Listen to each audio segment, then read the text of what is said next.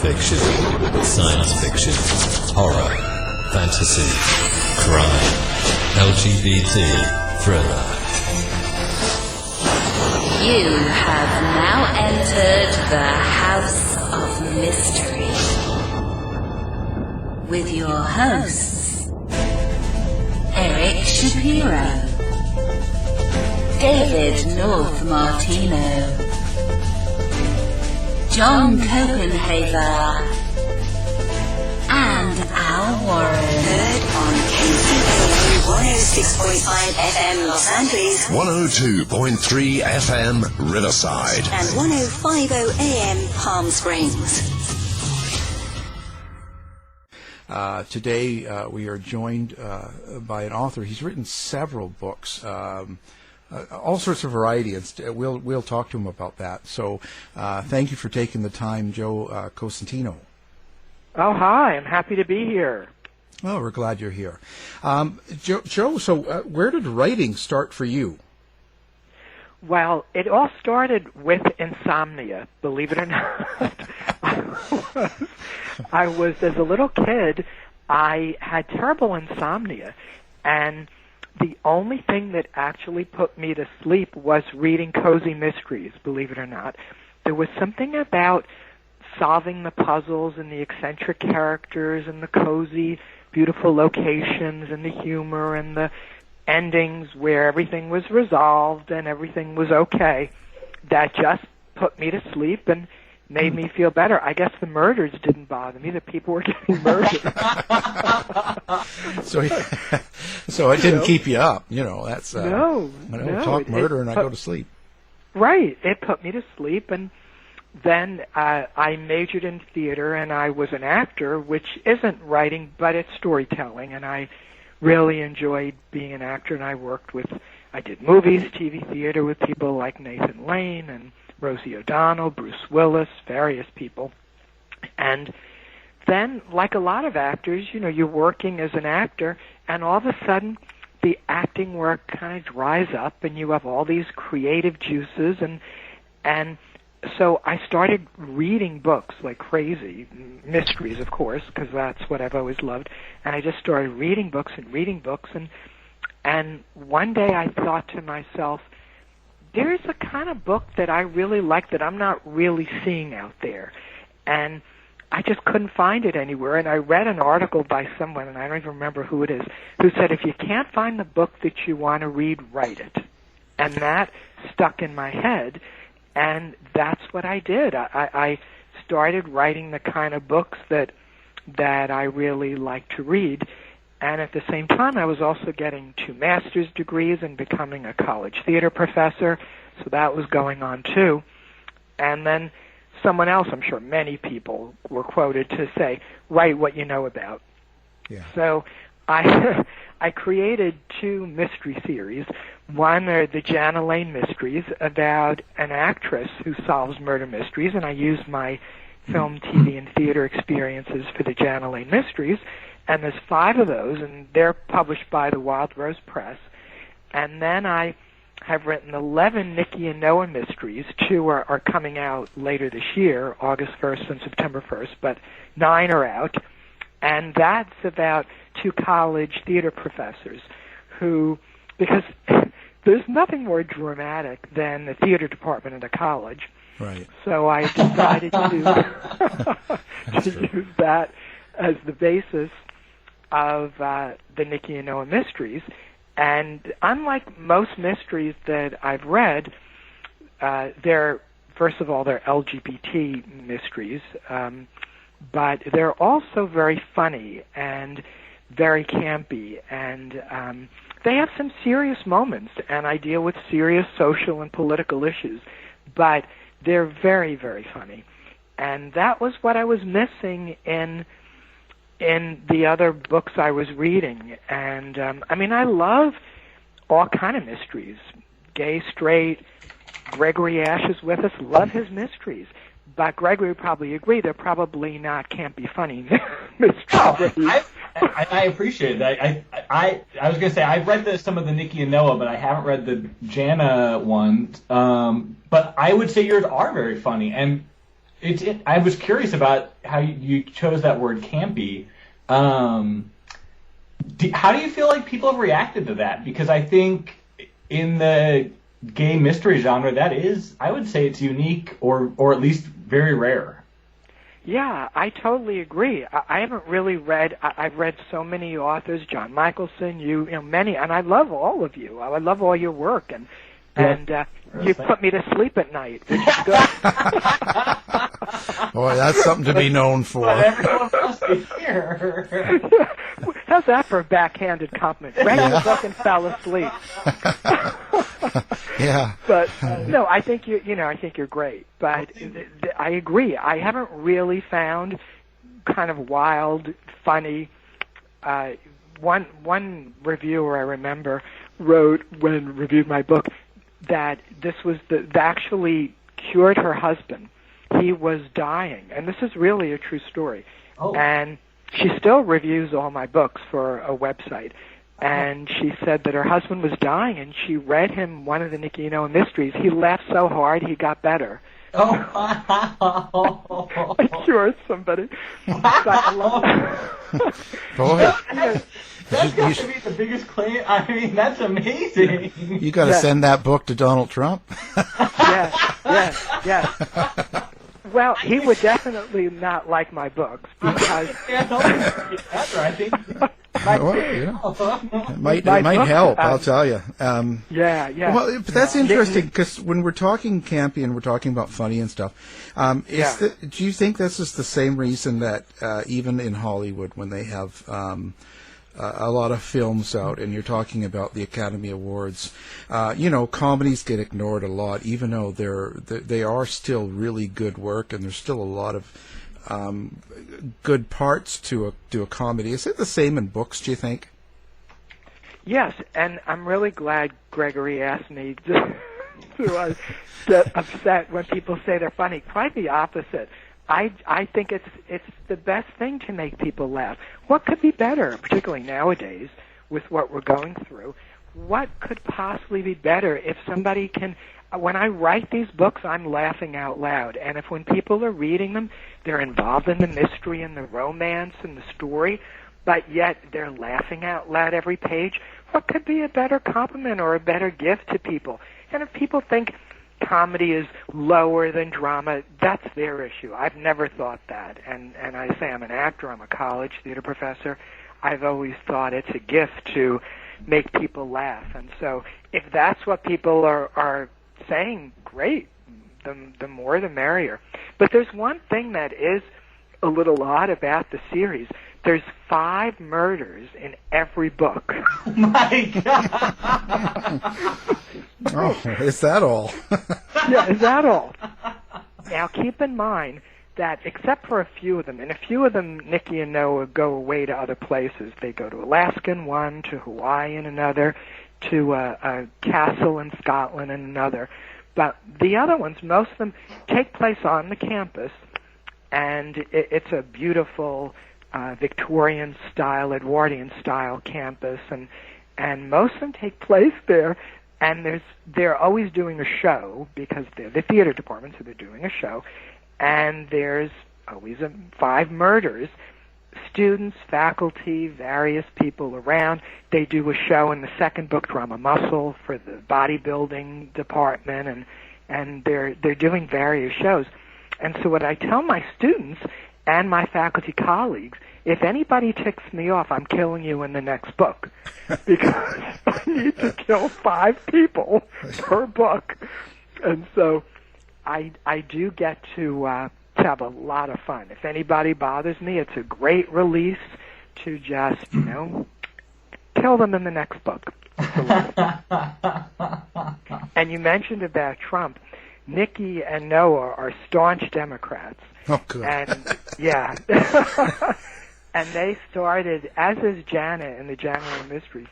And they're also, Nicky and Noah and Jana are liberal Christians. So when Christians come, but when evangelicals come with the anti-gay stuff, they're ready. They know their Bibles, and they knock them down, and they're ready to explain why no Christian or anybody should be anti-gay. And as Democrats, Nicky has a lot of very famous sayings. He likes to use metaphors and analogies in a very funny way.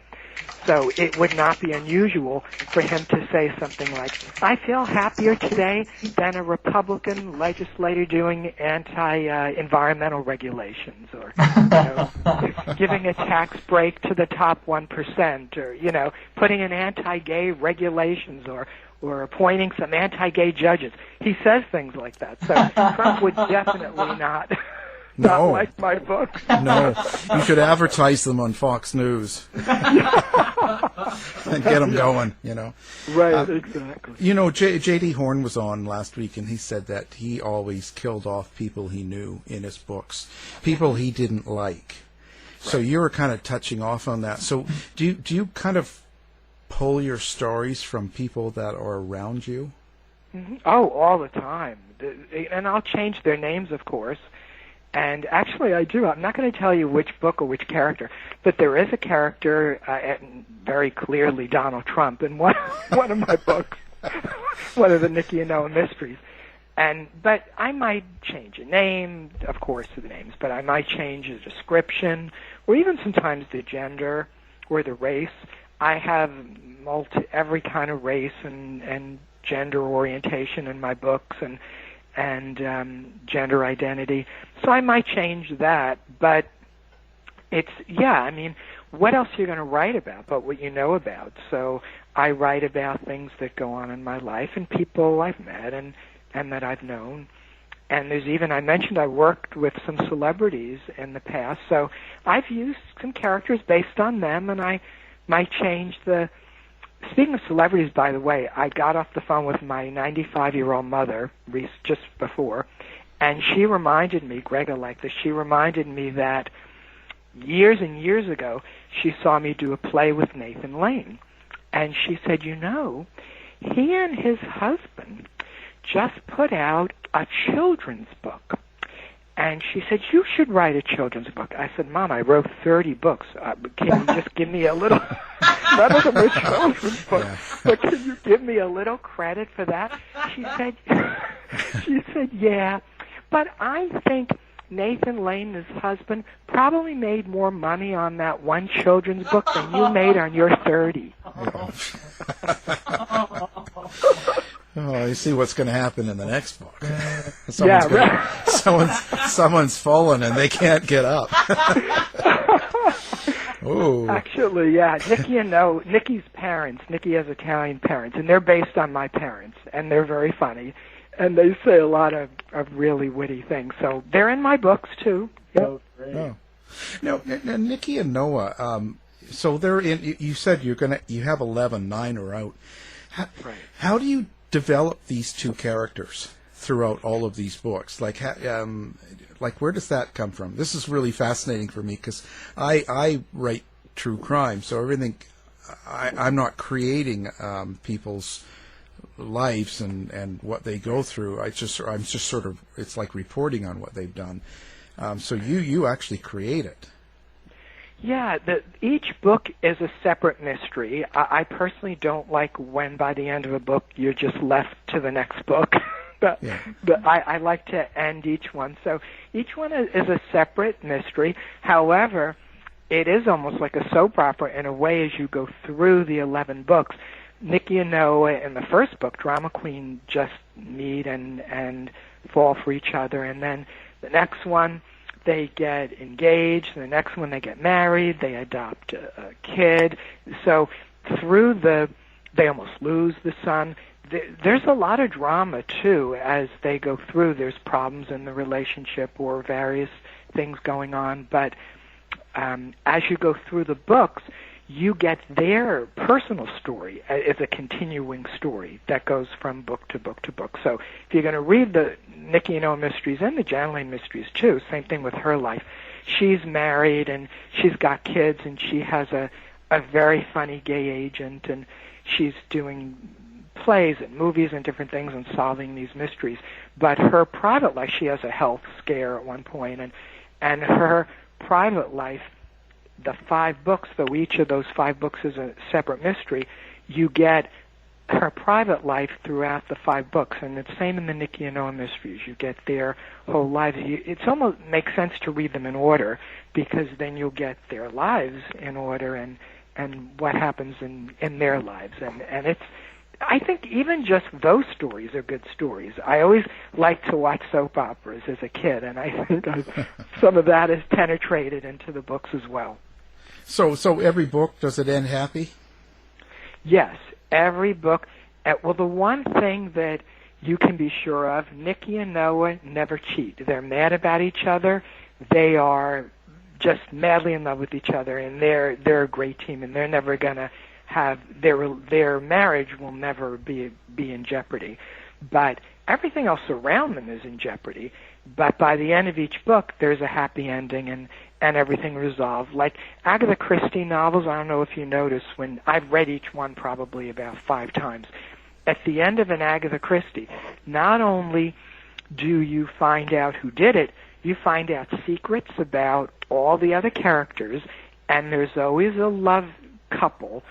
So, in other words, besides Nicky and Noah, there's another couple that germinate and get together by the end of that story, and they always have a happy story. And so I try to copy Agatha in that way, that there's another couple that get together by the end. So no matter what, we can count on Joe's books putting us to sleep, but yet getting us a happy ending. Right. That's my goal, to put America to sleep. America to sleep with a happy ending. There you go. Actually, it isn't only America. For some reason, I have a lot of readers in England and Australia. I think they just connect to that a little wild, a little elevated sense of humor for some reason, and I have a lot of readers in those 2 countries. Well, I think it's because, I'll say one thing, because in Canada, Australia, England, I think the gay marriage and the whole fight that America is still going through, in those countries it became very, how do you say, it's common, it's mixed in. Like when you're in Canada now, it's just sort of part of the mainstream now. So right. I think it's not a shock. You can go around and say, "Oh, yes, this is my husband," or this, and nobody even blinks. Right. And I think the U.S. is still struggling with that. There's still a lot of pushback. It's not common. It's not. If you go to a hotel and it's like, "Yeah, me and my husband like to," they'd be like, "Oh, there's always still a shock." So if you're not immersed in gay society, you might not get a lot of the humor, whereas in those countries maybe it's because it's more mainstream, so they're not surprised by it. I think they're also more adept at moving from drama to comedy very quickly, which I do in the books. I just think there's something about maybe the Shakespeare background or whatever it is that they're able to do that and accept that. But I wanted to mention one thing you had said about the dramatic or the more serious books being taken more seriously than comedic books. And I think that's true in terms of awards, because my books get honorable mention Rainbow Awards, but I never win the Rainbow Awards. You never win the Skittles, yeah. Yeah, but I did win one award. Divine Magazine, which I love, an LGBT magazine and website, voted Drama Queen. The readers, it was a readers' poll. See, it wasn't a group of elite people who might look down on comedies. The readers of that all were voting and polled, and Drama Queen won the favorite LGBT mystery of that year. So I did get that. That's awesome. There you go. Yeah. You get to do a speech and everything. Exactly. But whenever there's an elite panel of people making a decision, you can know you're right. The comedy probably won't win that. The Lambda Awards, I might get honorable mention, but I'm never going to win those, and that's okay. Somebody else can. Yeah. Well, I mean, the thing is, I'm not writing for awards anyway myself, so it's not really anything I look to, and I don't expect to win anything. I'm pleased that I'm able to write and be published. So, Oh, yeah. I mean, that's way more than I expected, in my life. So, sure. Absolutely. Yeah. I remember when I wrote, I had written plays first, and I wrote a play called An Infatuation, and then I decided to write a book version of it, a novel version of it, and I sent it to Dreamspinner Press, and I thought, they'll never. And when they published it, I nearly fell off the chair. I couldn't believe. Why would anybody want what I write? No, I know exactly what you mean. I have the same. When I I still am. I'm autistic, and I had a real struggle coming out later than most people at being able to communicate, get on the radio, and to write. So I never expected anything to be published. So, there you go. So it's just all that matters is people enjoy it. And I'm curious. So I just read an article about. It's by Charlie Jane Anders about imposter syndrome in writers, and the claim in the article was that for writer, that'll never go away as a writer, this imposter syndrome. So I'm curious to hear from you. I mean, do you both feel that way still? Like, Joe, do you still feel that sense of shock that? Yeah. Oh, absolutely, yes. Every month when I get my statements, I get statements from various places because I have my LGBT romance with Dreamspinner Press. I have the Jana Lane Mysteries with the Wild Rose Press. I have my Cozy Cove series, which is like a soap opera series, LGBT series with NineStar Press. And I publish the Nicky and Noah Mysteries myself because they're my babies, and I don't want anybody having anything to do with them but me. So I get all these. At the end of the month, I look at everything, and I always say to my husband, we've been together, I don't know how many, a million years, 42 years. Oh, wow. Yeah. Congratulations. I mean, we didn't get married till it was legal, but we've been together 42 years. That's amazing. And he's always the first person to read every one of my books. Oh, and wow. Every single one. He reads it first. He tells me what he thinks. We have an argument. I rewrite it. And then, it goes to the editors. Well, that's true. I understand that, yeah. It kills me that he's always right. How does he always find the thing that's wrong? He does every time. It's maybe how just... does he do that? Just being outside looking in, I guess. There's something about that, Right. It's but true. I fool him. He has never once ever guessed who done it, ever. Oh, wow. That's a good After claim. all those books, Yeah. he has never once guessed ever. He doesn't, which is funny because he was an actor and puppeteer and magician, and now he's an audiobook narrator. His name is Fred Walensky, and he also is a sign language interpreter. So as a magician, you would think, past magician, you would think he would know about sleight of hand and how you hide clues and you kind of pump up your red herring clues, but you give all the clues in the beginning who did it, but it's sleight of hand. It's kind of hidden. But I fool him every single time. He has never, ever once guessed who did it. Yeah, so I'm happy about that. But at the end of the month, when I do look at this with him, I just sit there dumbfounded. I mean, I'm not making tons of money. I don't mean to pretend I'm, Stephen King. But I sit there and I go, people are buying my books. I just still can't believe it. I just still cannot believe that people are actually buying my books.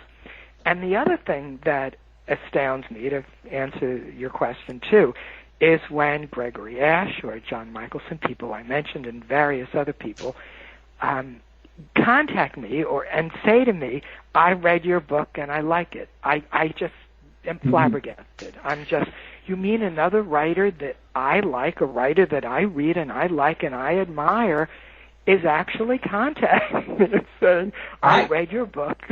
Yeah, I feel the same way. I mean, to me, that's a high form of, when we've talked online or when I've talked to other authors, I feel that way too, Joe, that there's something about someone who knows it from the inside, recognizing ability or craft or whatever you want to call it. I agree with that. Yeah. Mark McNeese was another one. I mean, there were many people. I'm just thinking of people who have contacted me and said, hi, I'm so-and-so, and I read your book and I really liked it. And I just, when it's somebody whose work I've read and I admire, I'm always just flabbergasted.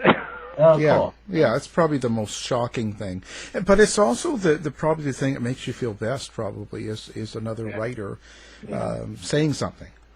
Absolutely. Right. Yes. Rather, yeah. And what's so wonderful about the LGBTQ world is, at least what I found, there's no jealousy. As a matter of fact, there's support because it's a niche market. And the other writers, never have I seen anywhere any kind of jealousy. I've only seen how can I help you, which is wonderful. I agree with that. Yeah. I think it's awesome. Well, that's interesting. I've never thought about that. I guess I haven't really been in, so.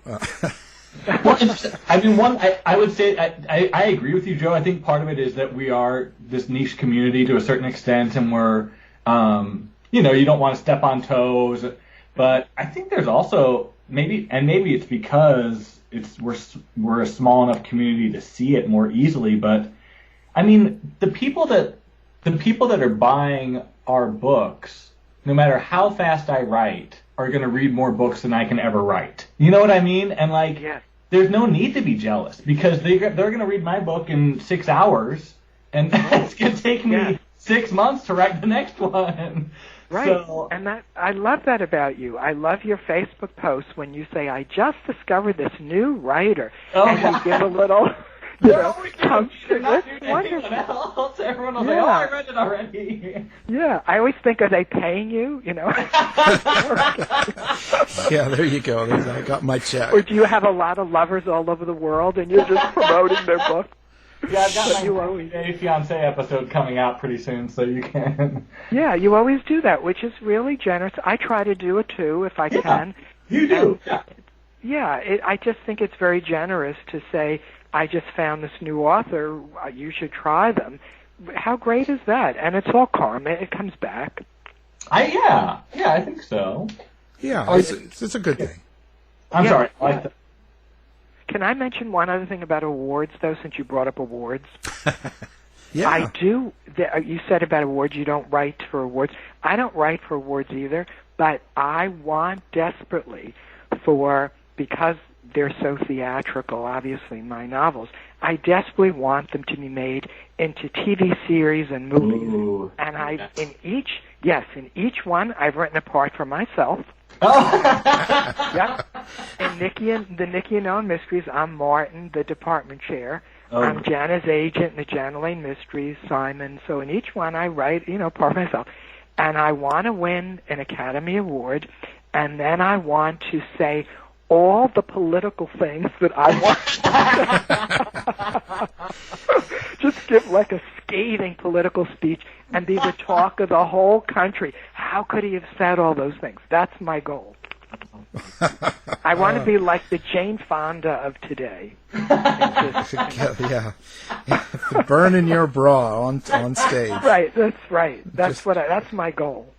Well, that's wow. I mean, that's a goal. I like it. Yes. Yeah, it's a goal to have. And I have put a lot of posts and websites about that the LGBTQ books should be made, and I haven't only said mine, I've said many other ones, should be made into movies and TV shows. I think that Hollywood is missing a really good market of stories that completely untapped, by the way, that should really be made into TV and film adaptations.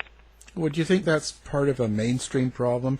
Like, what I mean is we had Matt Luber on as well, and he was talking that there's... He's another person who emailed me and said he likes my books. There you go, boy.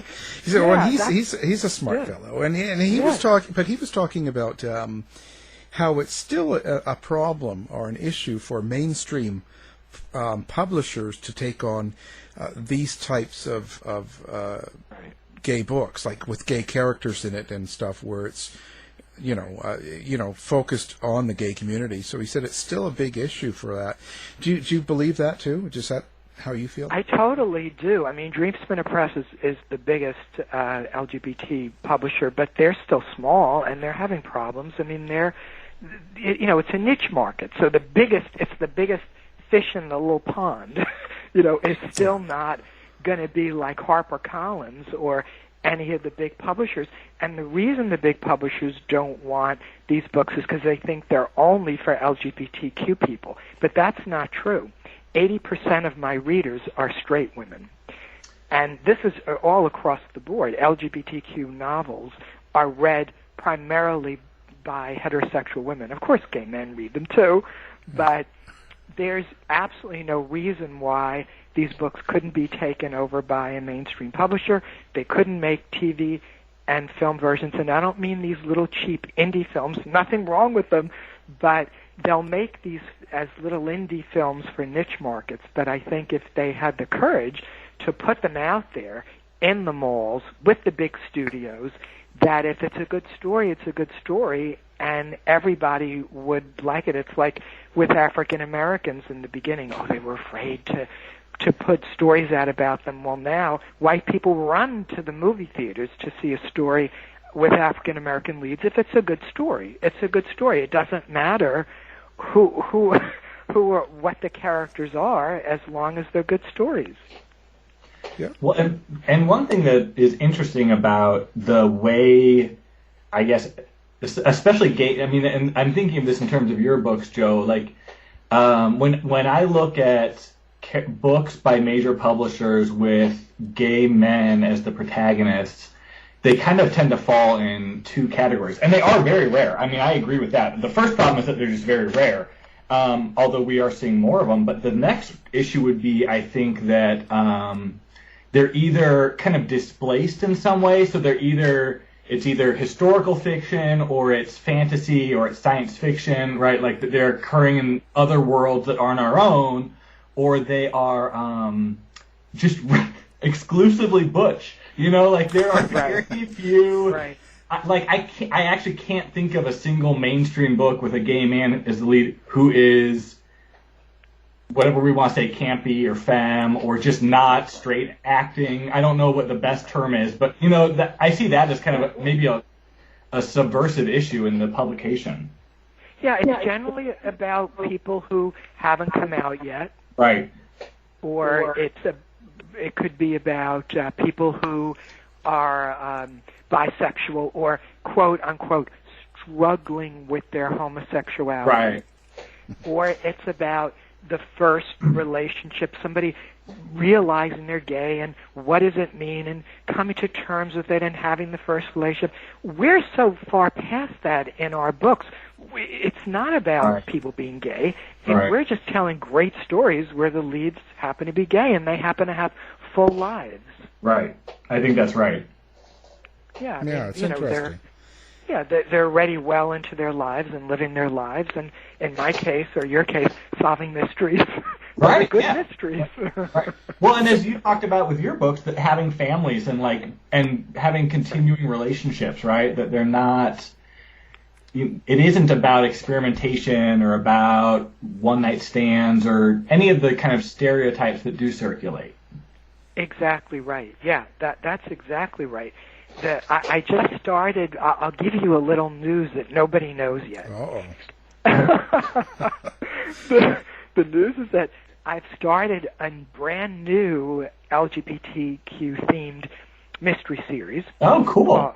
Yeah, and they're being published by Dreamspinner Press, and the first one is coming out in September. Ooh. And I've written 2 so far, but the first one is coming out in September. And it's a little different for me because I've never written before anything, and it just made me think of it when you said about alternate worlds.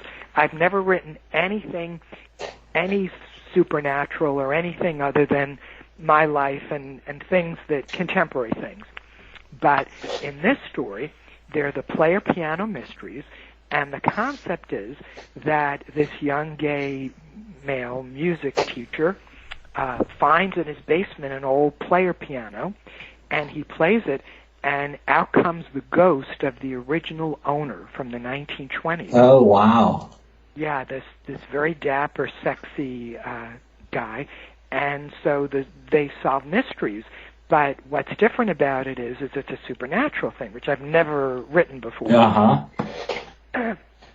I've also never written historical. Oh, cool. So when you tackle that, are you coming from experience? Do you have like a paranormal belief or supernatural belief, and do you have some sort of a past experience with it? No, and that's the thing. This is something not based on anything in my life, not based on anything that I've read about. It's just totally my imagination and research. I had to research the 1920s. I'm not that old. What was going on? Yeah, but well. And it has a supernatural thing, and it's just a totally different way of writing for me. Wow. Really cool. So when you research, where do you go for something like that, especially the supernatural? Yeah, thank God for well, nowadays especially, thank God for the internet and being able to just Google pretty much anything and everything, and you come up with articles and pictures and historical documents and things that just pop up there, which is terrific. But I've always relied the romance that I've written for Dreamspinner Press and Infatuation was loosely based on my high school years. A Shooting Star was loosely based on my college years, and I have the Bobby and Paolo holiday stories. They're a gay couple that's based on like distant Italian relatives of mine, and so whenever my Cozy Cove series, like I said, was like a soap opera series that was loosely based on summers I spent in the New Jersey shore. And so everything was based on my mysteries I had already mentioned, where they came from. Everything has been based on me. And this is the first thing that has absolutely nothing to do with me. It's just pure imagination, which is fun. Wow, that's interesting. So where do you plan on going with writing? Do you plan on exploring a lot more in categories or doing other things? Well, I don't know how many stories can come out of my head already. I'm already at 30. Oh, and I didn't tell you the Cozy Cove stories. There's 5 books, but in each book are 5 intertwining stories. Cozy Cove is about Cal Cozzi, who runs a gay resort in the New Jersey shore. And each book is a summer, and it's who stays at the resort, and it's their stories, and they all intertwine. Oh, fun. And unlike other things I've written, they're not erotica, but they do have a lot of sex and romance in them, which is kind of foreign to the other things that I've written. But my point is that that's like 5 stories a book, and then all my other books.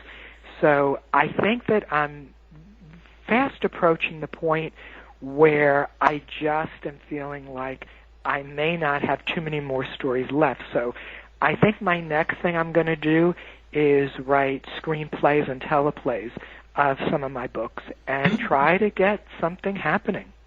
Oh, cool. Yeah. That's because interesting.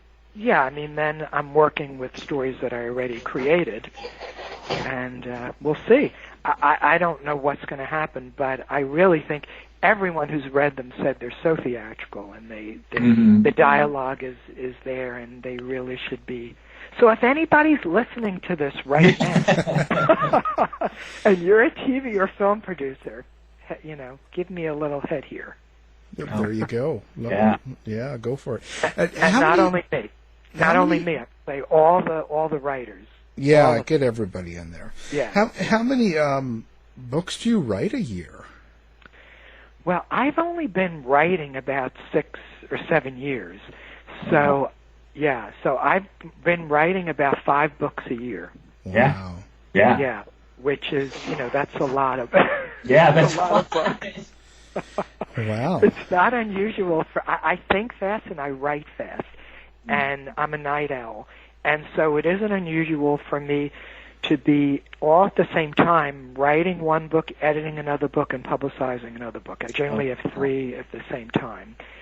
And it, I can write pretty fast. It's sort of like, as an actor, my improvisational theater background, where improvisational theaters where you make up the script as you go along. And so I write pretty fast. Do you outline, like if you're kind of channeling that improvisational background? Mm-hmm. How much of an outline do you need, or do you use? It depends. If it's not a mystery, I don't write an outline. I just sit for a long. What I do is I write character biographies for each character. Okay. And then I sit for a long time and I think about the characters in the story, and then I write it. For mysteries, Gregory maybe can talk this too. You have to have an outline. Because, I certainly do. Yeah, I agree with that. Yeah. I mean, there's no way. Because you want to figure out when you're going to introduce your clues, your red herrings, your plot twists and turns, the big surprise reveal at the end.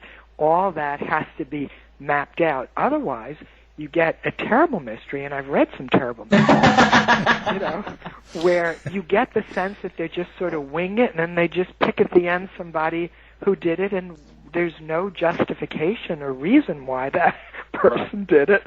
Right. There were no clues. It just sort of, okay, they did it. But if you want a really good one, like we all write, then then it has to be. Yeah. So let's name some of those people. Well, I already did, I think, name, the three of us. No, we want the bad ones. Oh, you want the bad? Oh, my goodness. No, I don't want it. I don't want anyone to come after me. No, I definitely won't do that. But I will tell you, without mentioning names, that some of these people are with big publishers that are writing mainstream, big, published novels and mysteries, and I'm just very disappointed at the end. Yeah, that's not unusual. I've been through that. That's not a surprise. What do you want people to get out of your books? Like, if I'm to go out and buy a couple of your books in a series, and I read them, and what is it you hope I take away with? Well, I mentioned before there's this sort of underlining political and social messages in all my books. I'm obviously very liberal, and I believe in social justice and clean environment and treating everybody as you want to be treated, and we're all in this together and helping everybody. And so I think that's in all of my books, and if people walk away with that, that would be great. I'd also love for them to have the best laugh they've ever had in their lives. That would be wonderful. And I'd also like them to feel romantic, because I do that sometimes when I'm writing. And most of all, I want them at the end of the book to say, I never saw that coming, but now that I think back to the story, of course, it was there all along. I just never saw it. That's what I want. That surprises me. I thought for sure you were a Trump supporter. So, Joe, that idea of the kind of surprising but inevitable with that final twist, how do you do that? What are the steps that you take to build that? That's the first thing I think of when I write a book. What generally happens is I wake up about 3 o'clock in the morning with a surprise twist ending. That's where I start. Oh, wow. And I go, oh, my goodness, and I write it down, and then if the next morning I can read it, would be good, then I start, and I'll go backwards, and I'll think, well, what would have happened before that? And then I create the characters, but I actually start with seeing this big twist ending. Oh, cool. That's how it starts, and I hope every one of my mysteries has that. I think some have it to greater extents than others, but I think they all have some kind of that surprise twist at the end when you find out. And of course, it can be a little hokey, where the sleuth is talking to the murderer, and the murderer tells the sleuth the whole story about what they did. Yeah. But that's important to have that scene, because then you go back and you realize the clues that were there but you missed. Right. And you can have a lot of fun with that. And that's cool. And fool people, which is what I like to do. Mm-hmm.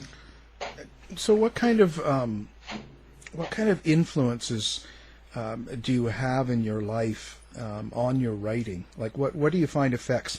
And I bring that up in the sense of right now with the COVID-19 and the pandemic and all this stuff going on, and the controversy and the fighting and all that. But at the same time, there's there's kind of a dark cloud over the world. You feel very uncertain. There's all that feeling.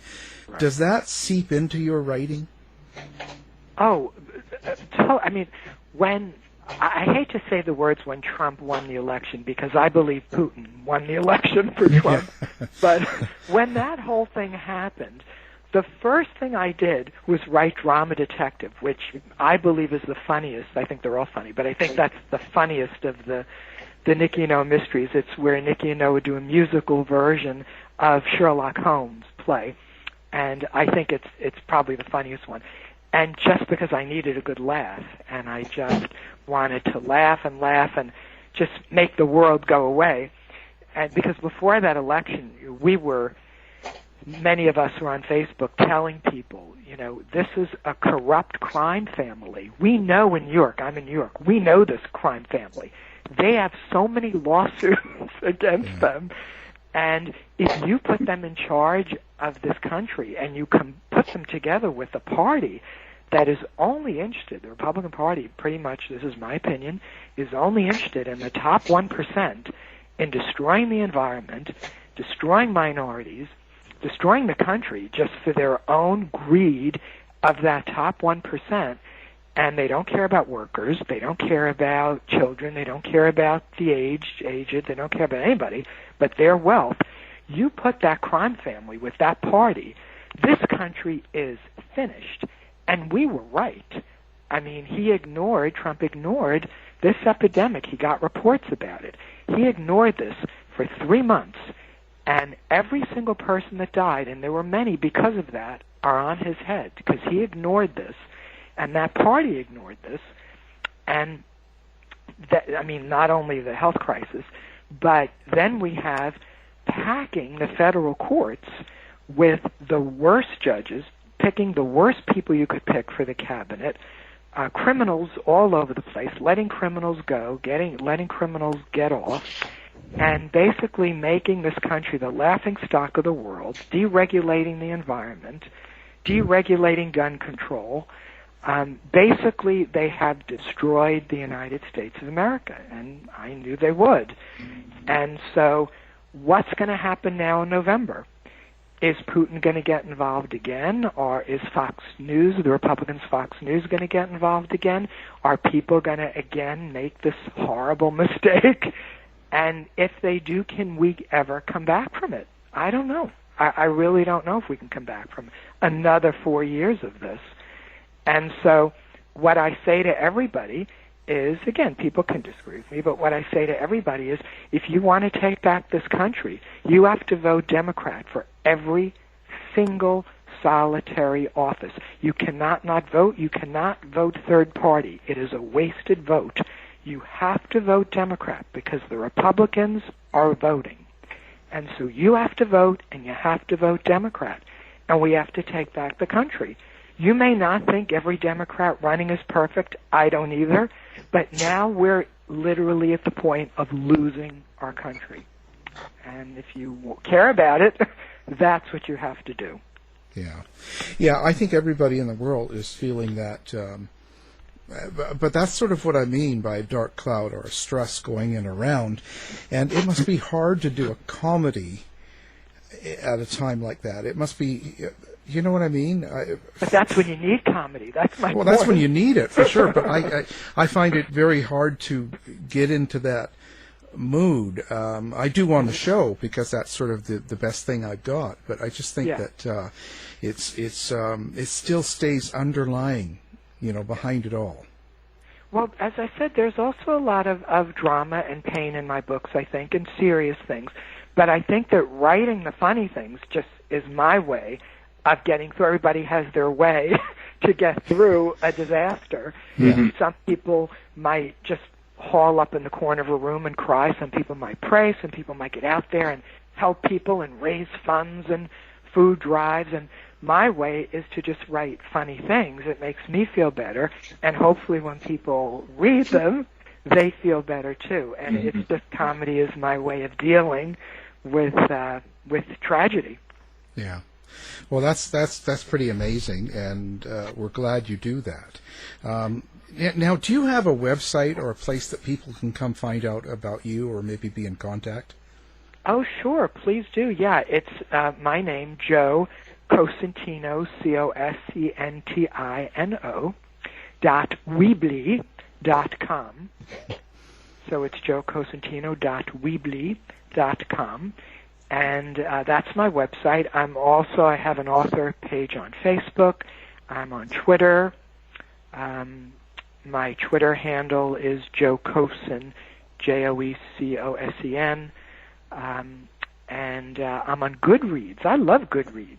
Yeah. If anybody wants to look me up on Goodreads, this is another, going back to what we were talking about, another place where I love to find other authors, read their books, review them on Goodreads, and hopefully help other authors, because Goodreads is a great place for people who love to read. There's a lot of groups on there. There's LGBTQ groups, there's mystery groups, and you can talk to other writers and readers about your books and just any kind of books that you're interested in. So that's a good place too.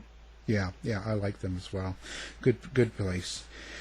Well, I've certainly enjoyed the conversation, and I'm glad you took time with us to talk and let the listeners find out more about you and your writing process, some of your books, and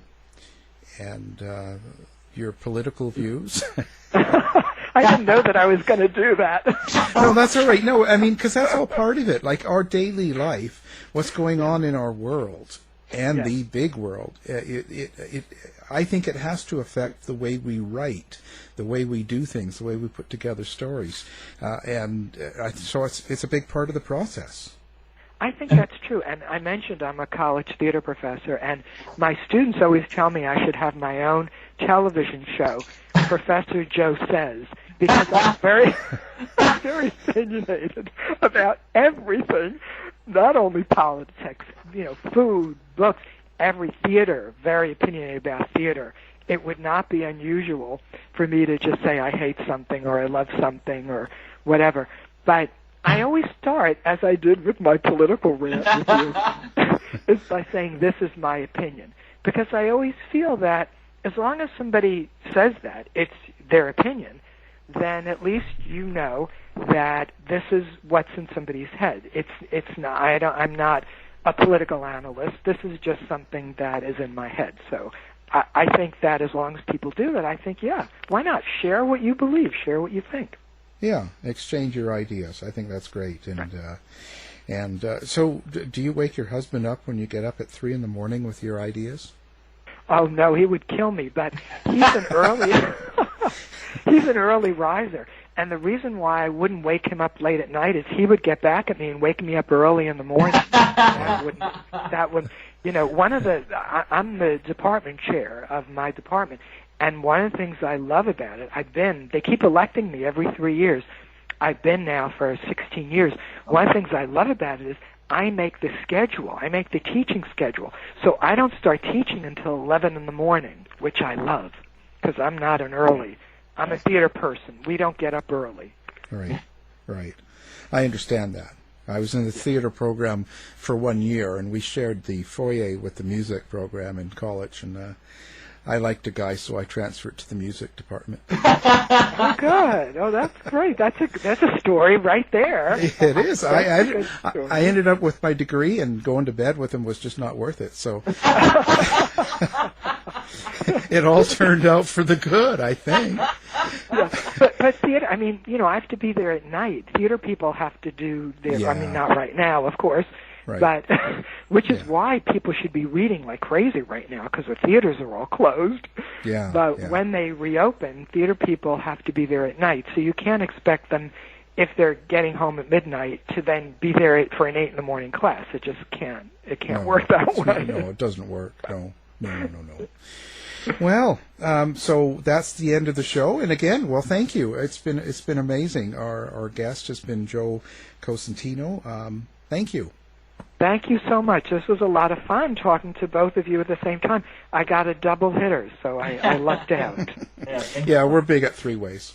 We can put on Facebook the three of us have had a three-way, and let's see what happens. There you go. You've been listening to the House of Mystery radio show. To find out more about our guests, hosts, or show, go to www.houseofmystery.com. Show's over for now. Was it as good for you as it was for me? Well, good night. This has been a production of Something Weird Media. I'll be back.